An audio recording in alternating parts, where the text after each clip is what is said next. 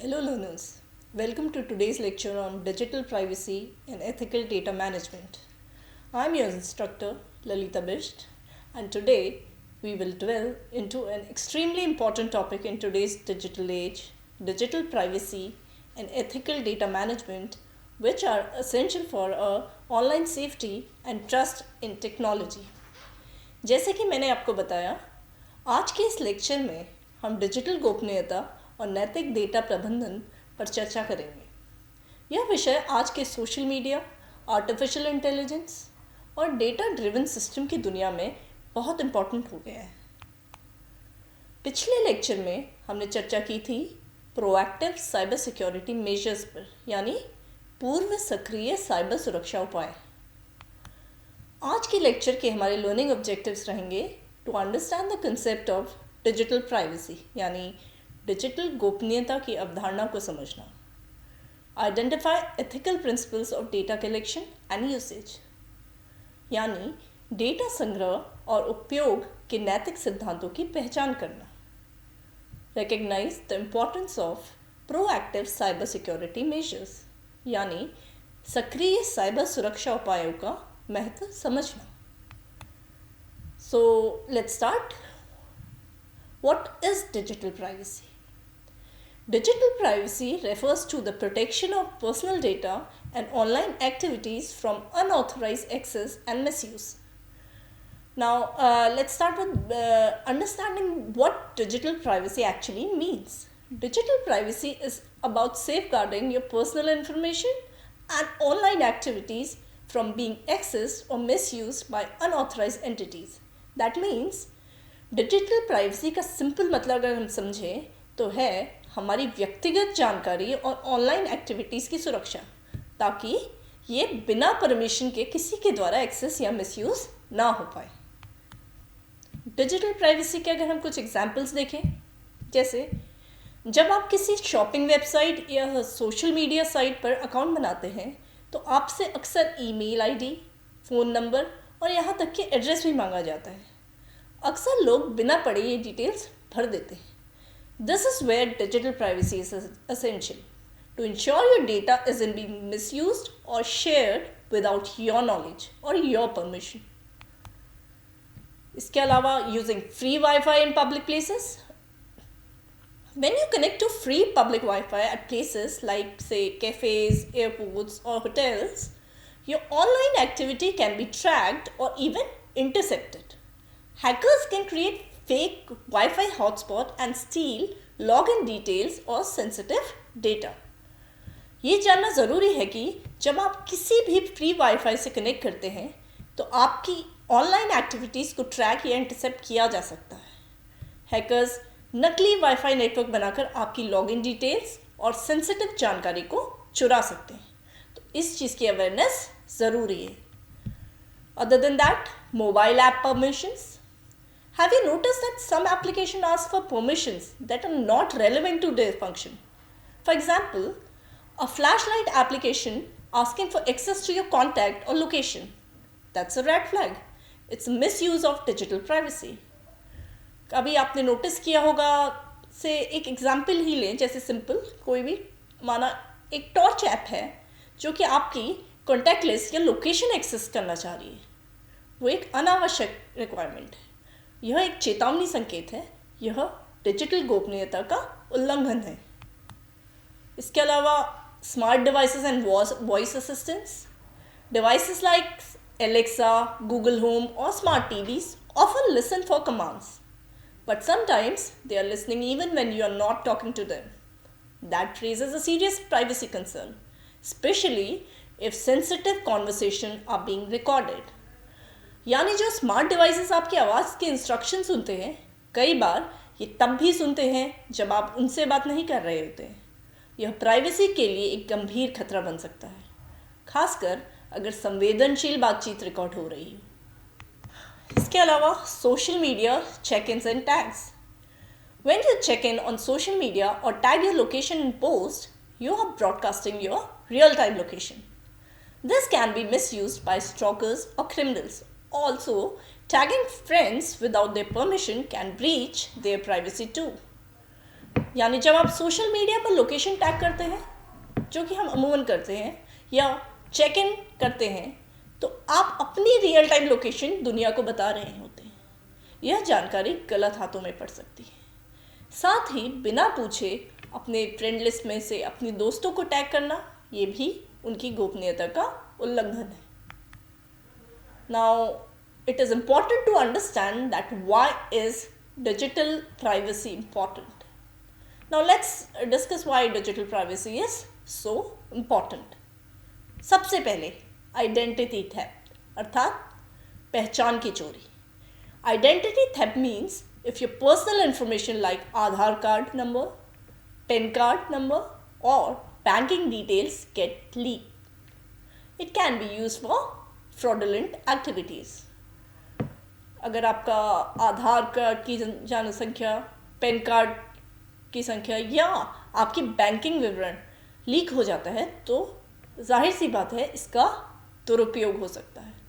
So this is very serious concern and it is a identity theft. इसके अलावा है surveillance and data misuse.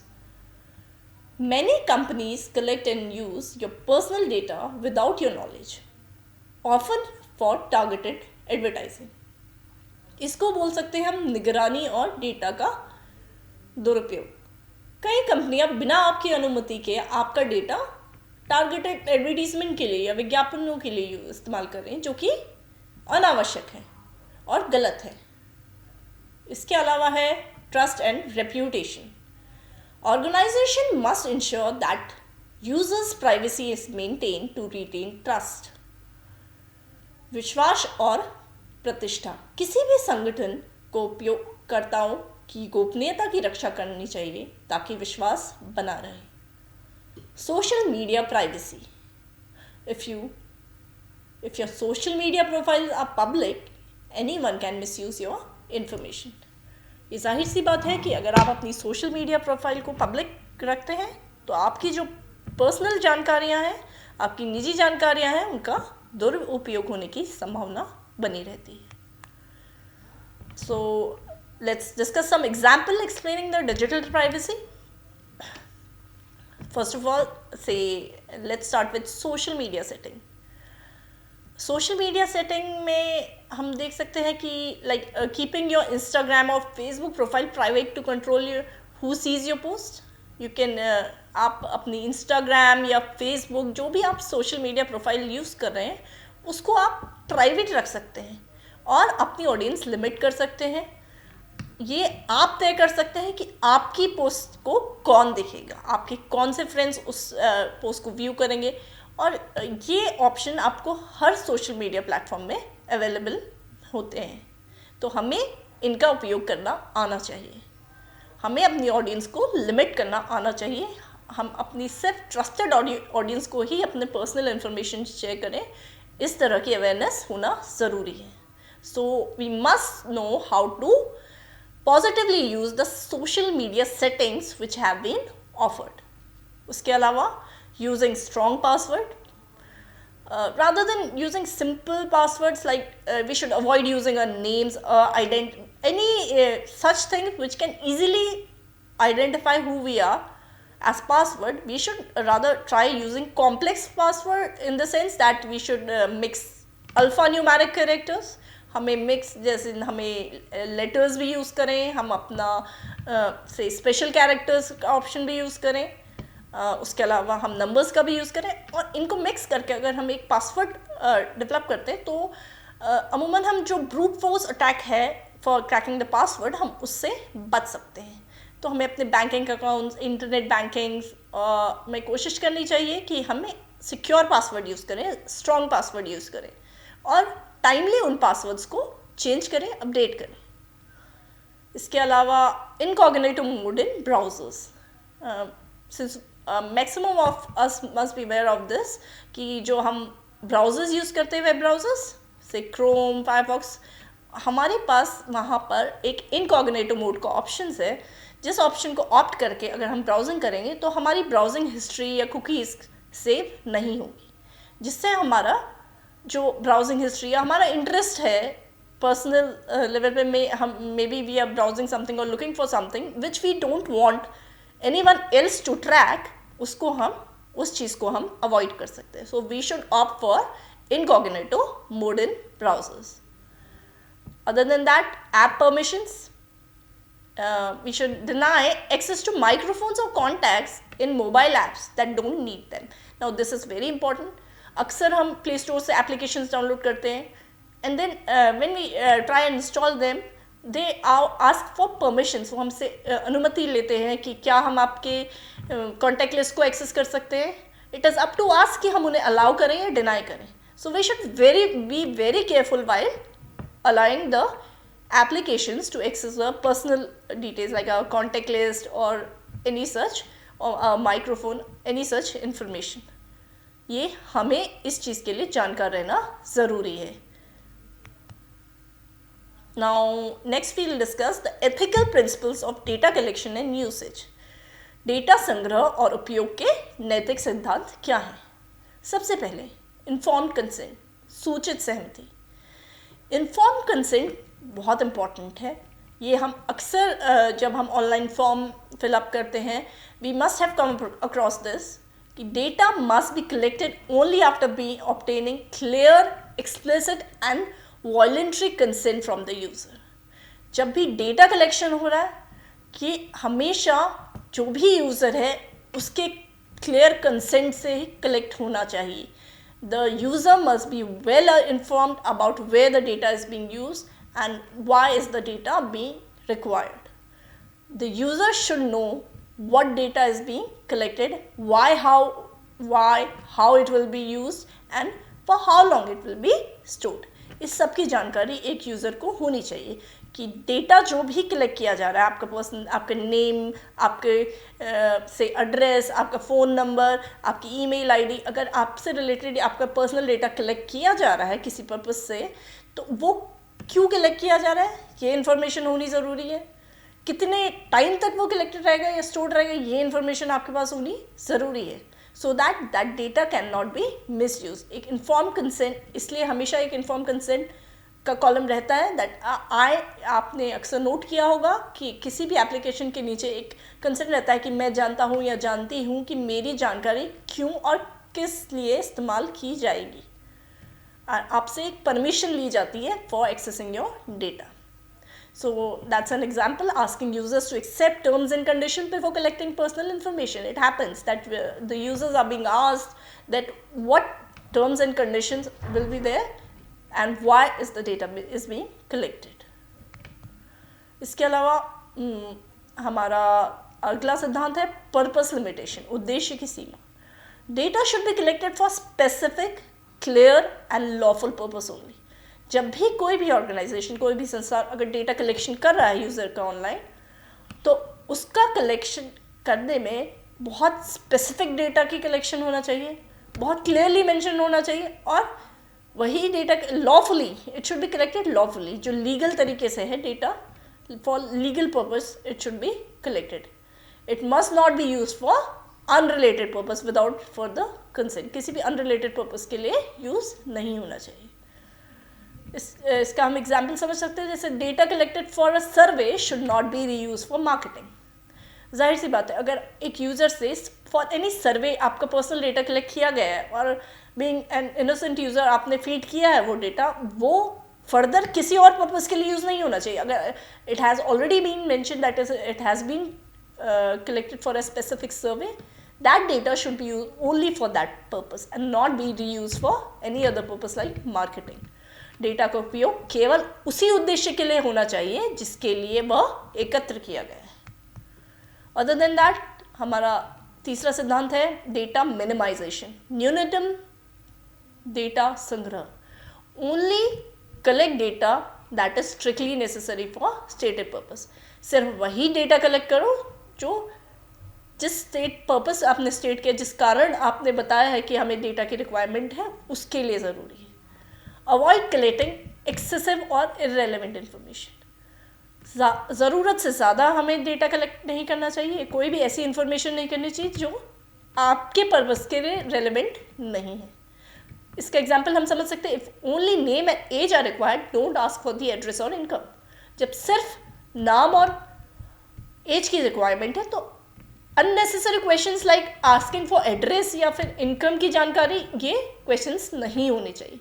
कम से कम और आवश्यक डेटा ही कलेक्ट हो। इसके अलावा ट्रांसपेरेंसी, पारदर्शिता, ये बहुत ज़रूरी है। Be honest and open with users about data practices. जो भी यूज़र है उससे आप डेटा प्रैक्टिसेस को लेकर ऑनेस्टली जानकारी कलेक्ट करें। Disclose who is collecting the data. सबसे पहले ये जानकारी प्रदान करना ज़रूरी है यूज़र को कि डेटा कौन कलेक्ट कर रहा है, and how it will be stored, who can access it, and if it will be shared then how it will be shared और फॉर व्हाट पर्पस। इसका एग्जाम्पल हम समझ सकते हैं, जैसे publishing privacy policy on your website. उपभोक्ताओं को data उपयोग की पूरी जानकारी होना ज़रूरी है। नाउ नेक्स्ट हम जो अगला सिद्धांत है वो समझ सकते हैं, सिक्योरिटी एंड कॉन्फिडेंशियलिटी, सुरक्षा और गोपनीयता। Ensure that data is stored and transmitted securely using encryption, access control and secure server. हमेशा इस चीज़ को इंश्योर करना ज़रूरी है कि डेटा जो भी स्टोर किया जा रहा है, जब उसे ट्रांसमिट किया जा रहा है वो बहुत सिक्योर वे में ट्रांसमिट हो रहा है। उस डेटा को कहीं बीच में लीक, सोर्स से डेस्टिनेशन के बीच में डेटा लीक नहीं होना चाहिए। फॉर दैट इंक्रिप्शन की टेक्निक का यूज़ करना चाहिए, एक्सेस कंट्रोल की टेक्निक यूज़ होनी चाहिए और सिक्योर सर्वर्स यूज़ किए जाने चाहिए। प्रिवेंट अनऑथराइज एक्सेस, ब्रीचेस और लीकेज। ये इन चीज़ों का प्रिवेंशन होना चाहिए। अनऑथराइज कोई भी ऐसा अथॉरिटी जो जिस भी ऑर्गेनाइजेशन या पर्सन को डेटा एक्सेस की अथॉरिटी ना हो, वो डेटा एक्सेस ना कर पाए, डेटा ब्रीच ना हो, डेटा लीक ना हो, इस चीज़ को अश्योर करना ज़रूरी है। इसका एग्जाम्पल हम समझ सकते हैं, स्टोरिंग यूज़र पासवर्ड्स इन हैश्ड फॉर्म। हमेशा जो पासवर्ड्स हैं उन्हें हैश फॉर्म में स्टोर करना चाहिए। डेटा की सुरक्षा सुनिश्चित करने के लिए तकनीकी उपाय अपनाना आवश्यक है। अदर देन दैट, अकाउंटेबिलिटी, जवाबदेही। जाहिर सी बात है, जो भी ऑर्गेनाइजेशन डेटा कलेक्ट कर रही है किसी इंडिविजुअल का, उसकी उस डेटा को लेकर रिस्पॉन्सिबिलिटी होनी चाहिए कि वो उस डेटा को प्रोटेक्टेड रहे। Organizations and individuals who collect and use data must be responsible for protecting it. They should be answerable in the case of misuse or breach.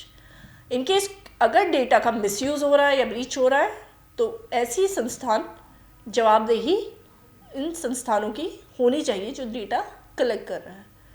इसका एग्जाम्पल समझ सकते हैं, जैसे data protection officers should be appointed in companies. जो भी companies data collection करती हैं उनमें उनके पास डेटा प्रोटेक्शन ऑफिसर्स अपॉइंटेड होने चाहिए जो कि जो भी यूज़र का डेटा कलेक्ट किया जा रहा है उसकी प्रोटेक्शन करें और उन डेटा ब्रीच अगर होता है तो उसकी वो जवाबदेही रखें। सो डेटा उपयोग में पारदर्शिता और जवाबदेही होना आवश्यक है। Now moving on, let's discuss importance of proactive cyber security measures. सक्रिय साइबर सुरक्षा उपायों का महत्व। What is proactive cyber security? देखिए, सक्रिय साइबर सुरक्षा क्या है? अगर हम सुरक्षित रहना चाहते हैं तो हम कुछ ऐसा सुरक्षा, कोई परेशानी आने से पहले ही उसकी सुरक्षा की तैयारी करें तो वो हमारी सक्रिय सुरक्षा है। साइबर सिक्योरिटी के केस में भी हम ये टेक्निक अप्लाई कर सकते हैं।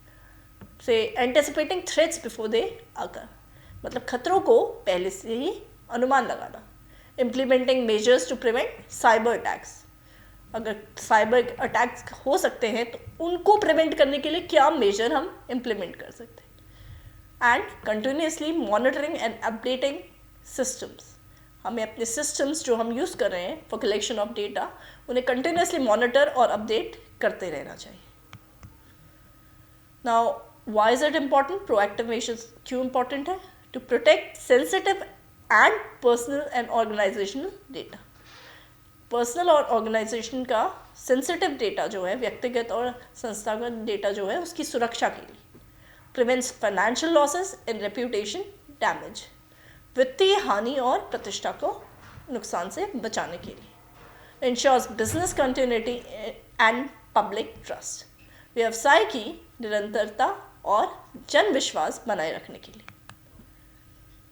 नाउ की प्रोएक्टिव मेजर्स, प्रमुख सक्रिय उपाय क्या हो सकते हैं? रेगुलर सिक्योरिटी ऑडिट्स, नियमित सिक्योरिटी ऑडिट्स होने चाहिए। Use of firewalls and antivirus, ये जाहिर सी बात है, हमें अगर हम देखें साइबर सिक्योरिटी की बात करें तो कंप्यूटर सिस्टम में हमें पता है कि डेटा सिक्योरिटी के पर्पज़ से फायरवॉल्स और एंटीवायरसेस होने चाहिए।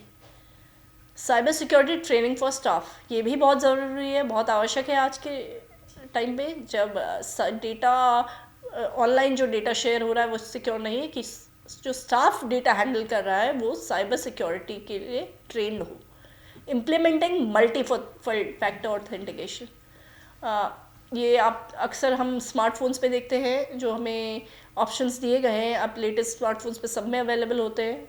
इनफैक्ट हम अपनी ईमेल आईडीज़ में भी यूज़ करते हैं। हम सिर्फ पासवर्ड यूज़ ना करके, से हम कोई बायोमेट्रिक का यूज़ करें, फिंगरप्रिंट्स से लॉक यूज़ करें, या इस तरह की मल्टी फैक्टर ऑथेंटिकेशन का यूज़ करें, या फिर समटाइम्स OTP का यूज़ करें, that it all falls under category of multi-factor authentication. This helps in data security, हमारे डेटा को सिक्योर रखने में मदद करता है। So आज के लेक्चर के लर्निंग आउटकम्स रहे, after completing this lecture hopefully learners will be able to explain the concept of digital privacy and its significance in modern digital world. Digital गोपनीयता की अवधारणा और आधुनिक डिजिटल युग में इसके महत्व को स्पष्ट कर सकेंगे, डेटा संग्रह को समझ सकेंगे, आइडेंटिफाई एंड अप्लाई की ethical principles related to data collection, storage and usage, evaluate the role and need for proactive cyber security measures to prevent digital threats. Digital खतरों की रोकथाम के लिए सक्रिय साइबर सुरक्षा उपायों की भूमिका और आवश्यकता का मूल्यांकन कर सकेंगे। अगले लेक्चर में हम डिस्कस करेंगे digital privacy and ethical data collection का अगला पार्ट। Thank you.